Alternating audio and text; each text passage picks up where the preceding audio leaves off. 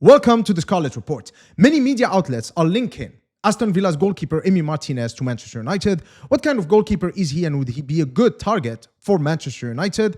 Without any further ado, let's analyze.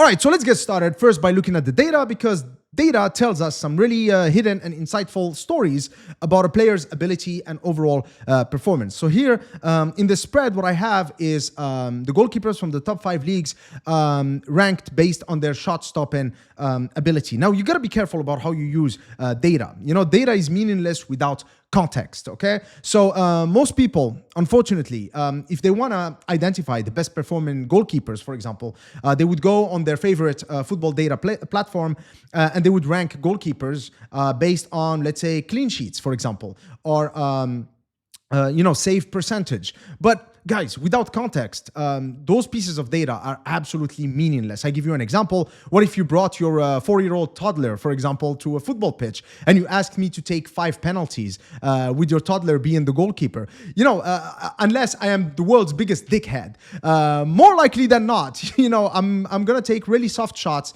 right at your toddler, just soft passes, and every time your toddler stops the ball, I'm going to celebrate each of those saves.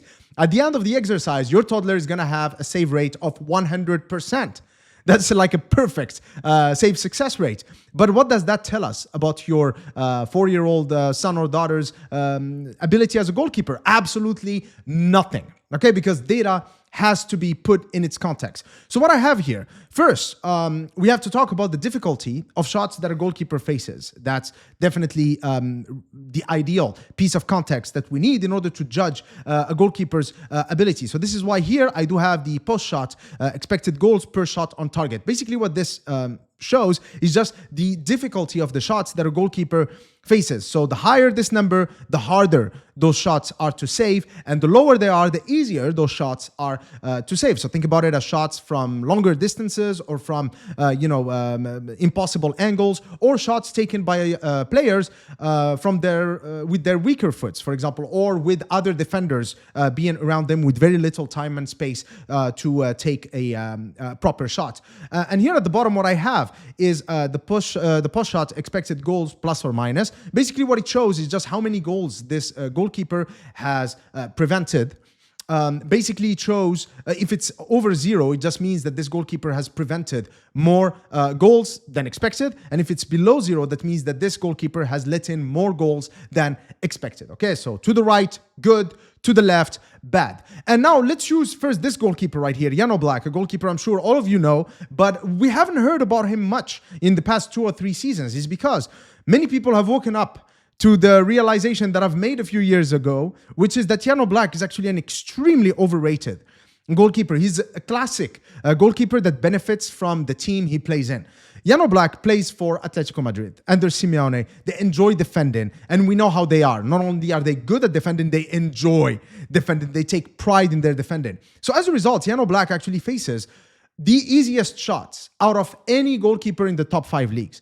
But what's really peculiar about Jan Oblak is that he's not capitalizing on this by actually stopping more goals than expected. In fact, he is underperforming. So just to be clear here, Jan Oblak, not only is he facing easier shots than anybody else, but also he is conceding more goals than expected. That's a really, really poor look for Jan Oblak, and that's no wonder why we haven't heard much about him lately. So now let's move on to the man of the hour, Emiliano Martinez, who ranks here. A lot of people are kind of just glossing over the fact that Emiliano Martinez has not had a very good season at Aston Villa. As you can see here, he is facing shots that are above average in terms of difficulty. This is the average line, by the way.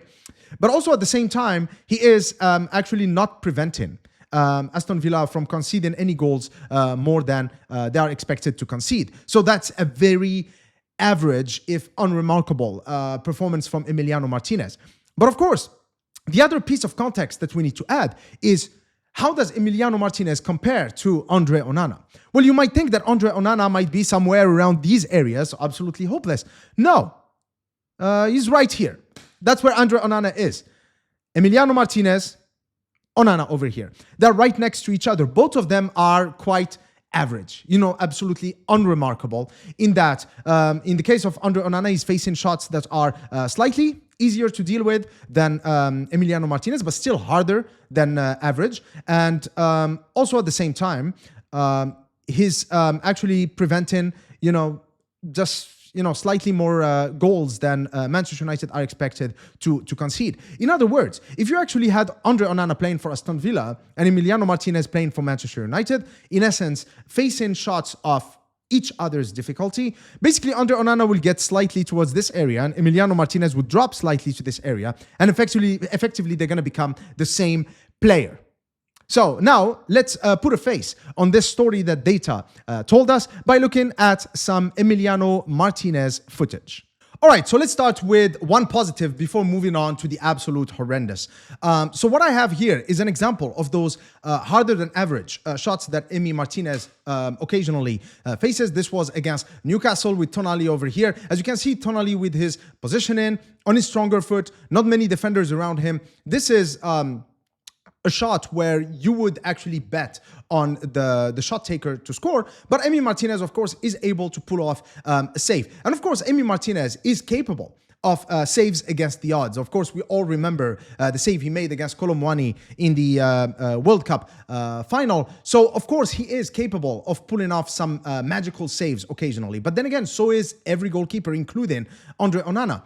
But here, I'm going to show you how much of a liability Emi Martinez sometimes is, because I think that a lot of people focus on the positives when it comes to these players, but I don't think enough people have watched Aston Villa to actually notice all of these errors and all of these below par performances by Emi Martinez. For example, this was against West Ham. This was an Emerson Palmieri goal.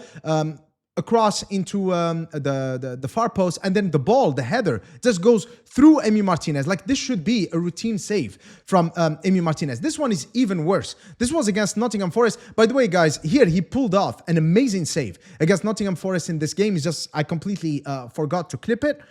But that save doesn't matter because Nottingham Forest still won this game because of this goal. I mean, look at this. The ball is coming into the far post again. He is coming into position. Good. So he's got full view of Milinkovic over here with the header. But look at what he's going to do. Like, this is absolute amateurish. I mean, even Onana is not capable of a blunder like this. Look, he literally had the ball. Like, he's literally hugging the ball like a watermelon and then goal. He just allows it to go in. So this is another example. He comes in to claim the cross, but then, of course, slippery fingers, and then the ball gets into the opposition. Luckily for him, they were not able to score. So while Emi Martinez is capable of some worldly saves occasionally, his error catalog, at least this season, is quite rich. Another thing he's guilty of is that, similar to Onana, he's got this tendency of just pushing the ball into the path of oncoming strikers. For example, here in this situation, luckily for him, there was no striker around, but he still gave the advantage to Chelsea, because even though I think this was Pau Torres touched the ball, Emi Martinez collected it, of course, given Chelsea the opportunity from an indirect free kick. He made amends for it by saving it, but the calamity show by Emi Martinez was not over in this game because, oh my God, Jesus Christ, look at this. I mean, this was a build-up phase where, again, he's got a few options, an option on his right and on his left. He could have gone long over here towards Cash. He could have gone long over here. But no, what he does instead is literally he passes the ball to Jackson. I mean, what are you doing? What is this? He literally passes the ball to him. Luckily for him, the control was not optimal. So obviously Chelsea could not score from that chance. I mean, look at this. He literally just gives him the ball. You need composure to play for Manchester United. And I'm afraid Martinez is capable of blunders like these, especially as Manchester United are currently shaky. We need a composed pair of hands at the back. And I simply don't think that Emi Martinez is that guy. This was in the Champions League against RB Leipzig. Long ball from the RB Leipzig defense. And then Emi Martinez, what is he doing? And that's it. He just allows Openda to score a very easy goal. So indecisive, really poor decision making from him in coming out of his box. This is not a commanding, secure pair of hands that, in my opinion, can replace Andre Onana. All right, so give me the opportunity to drive this point across even more by showing you a little sketch, okay? So basically, if you had a graph that shows, performances over time right here, Goalkeepers like Onana and Martinez, they're like this, you know? It's like looking at an electrocardiogram, basically. And, ironically, it would give us a heart attack for us Manchester United fans. Basically, on certain games, they would, score an 8 or a 9 out of 10. And then the next 2 or 3 games, they would drop to a calamitous 5. And we don't need this. When it comes to a goalkeeper, for a striker, I think this looks just fine. But with a goalkeeper, basically what you want is this, a steady 7 out of 10. Okay, we want a secure pair of hands. I just want a goalkeeper that can just pull off routine saves and not commit any errors. That's what Manchester United needs currently. The other thing that bothers me about this transfer is that Aston Villa don't really seem to be resisting Manchester United's approaches. Of course, in the case of Brentford and Wolves, Manchester United came in with big fees. So, of course, those clubs knew that after 2 or 3 years of service, those players could be sold, deservedly so, and the fees were, quite interesting for those clubs. But in the case of Aston Villa, we haven't heard anything from them, and they are not on the defensive. And when you think about it, with these kind of performances from Emi Martinez, I think they see him more as a liability. He's 32, and he's on 150, K a month, which for a club like Aston Villa, who are not really doing well financially right now, that's a lot of money. Okay, so this to me is a massive red flag. Okay, it should not be that easy to get this kind of player, with his status, with the status that he has within the Aston Villa squad that easily. What this tells me is that Aston Villa are absolutely indifferent. They are actually quite happy to have Emi Martinez leave them to go to Manchester United.